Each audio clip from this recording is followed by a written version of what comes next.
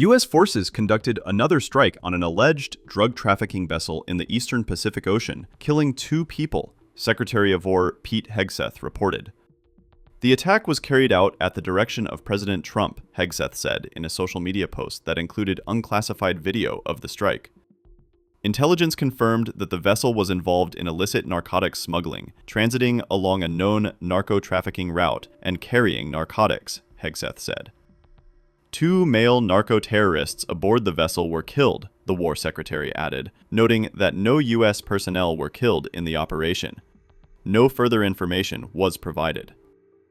Dating back to early September, the Trump administration has reported well over a dozen such strikes in the waters of the Caribbean and Eastern Pacific Ocean off South America on what it alleges are drug vessels.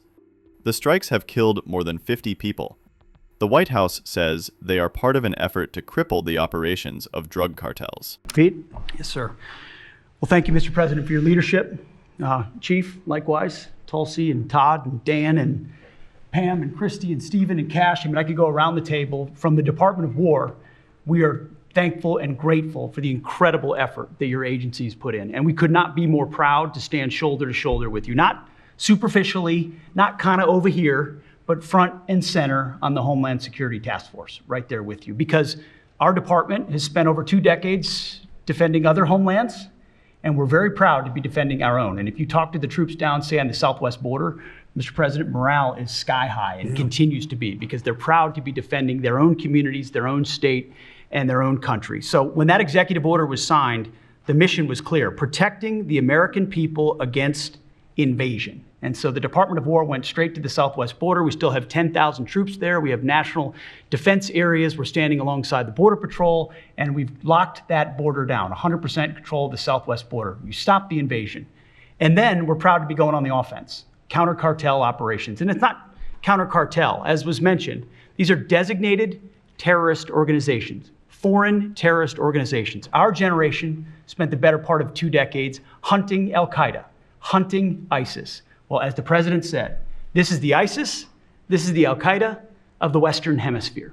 They intimidate, they terrorize, they extort, they poison the American people. The president's right. Every boat we strike is 25,000 Americans whose lives are saved because of the drugs that were headed in our direction. So our message to these foreign terrorist organizations is we will treat you like we have treated Al-Qaeda. We will find you, we will map your networks, we will hunt you down, and we will kill you. And you've seen that evidence in the maritime domain, whether it's in the Caribbean or in the Pacific with the last 2 strikes. We know exactly who these people are.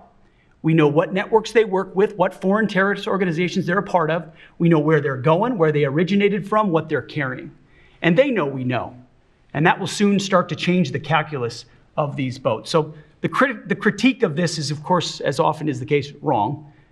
We know our authorities. It's locked tight.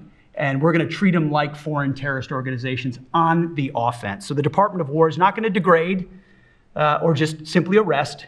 We're going to defeat and destroy these terrorist organizations to defend the homeland on behalf of the American people, making the jobs of law enforcement safer in the process, making the communities of Americans safer in the process. We think it's a very core mission of the Department of War, and we're proud to be here, Mr. President. Thank you very much, Pete. What we inherited from this past administration is like disgraceful. In a matter of weeks, the task force has made the largest number of arrests of cartel leaders, operatives, and gang members in American history, more than 3,000 and counting. That includes members of the ultra-violent New Generation Cartel, the Sinaloa Cartel, the LNFM Cartel, MS-13 Cartel, and you know MS-13, the gang, and Tren de Aragua, another beauty. That's a group of real garbage we have to deal with, that we shouldn't have to deal with. These are, in addition to the massive numbers of dangerous criminals my administration arrested nationwide since January 20th, numbering over 120,000. It's a record, and 120,000 criminal arrests. Thank you very much. Unfortunately, for 4 long years before I took office, the last administration allowed the cartels and their operatives to frankly take over our country, to freely infiltrate America and all the communities nationwide, along with Transnational gangs, these groups have unleashed more bloodshed and killing on American soil than all other terrorist groups combined. These are the worst of the worst. It should now be clear to the entire world that the cartels are the ISIS of the Western Hemisphere, in addition to their monstrous violence, such as cutting off heads, burning their enemies alive, and burning innocent people alive, too, by the way.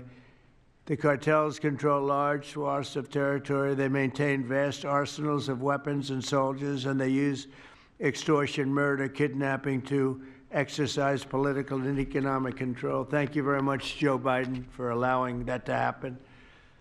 Biden surrendered he just surrendered our country to the cartels. Don't worry, it gets better. We're taking it back. It's really fast at levels that nobody's ever seen before. But what we had to put up with, what we inherited, was just a disgrace. And while Biden was president, if he was president, I think the Autopen was president, not Biden, nearly 100% of those who infiltrated our southern border did so because they were personally approved. They admitted they were just what happened, assisted by the most dangerous and violent criminal organizations anywhere on the planet. The worst people on the planet they allowed into our beautiful country. Under the Trump administration, we're finally treating the cartels as the core national security threat that they really are. The cartels are waging war on America, and just as I promised in the campaign, we're waging war on them like they've never seen before. All you have to do is turn on your television and you'll see what's happening to them. Past administrations have tried to mitigate this threat, and our objective is to eliminate it. We're not mitigating, we're eliminating. We're getting them out. The bad ones we're putting in prison. We hate to do that because that means we're stuck with them for 50 years or more. In recent weeks, our Homeland Security Task Force has seized more than 70 tons of deadly narcotics, along with more than 1,000 illegal guns. And that's just recently. This is already the most successful anti-cartel and anti-gang operation in American history, and it's just getting started.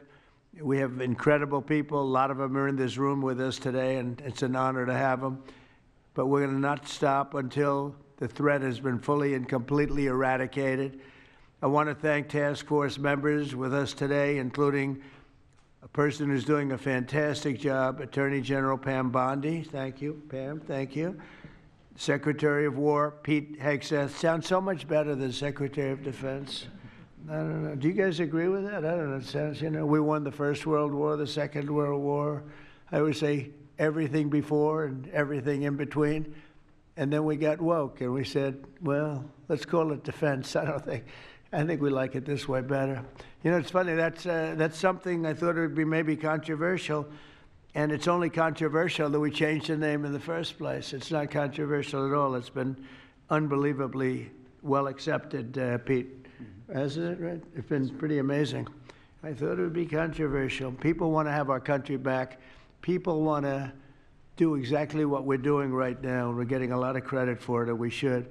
I want to thank, though, Pete. You're doing a great job, Pete Hegseth. Secretary of Homeland Security, Kristi Noem. Kristi, thank you very much. Director of National Intelligence, Tulsi Gabbard. Tulsi, good job. And the heads of all of the law enforcement agencies all throughout the room. You're really amazing, the job you've done.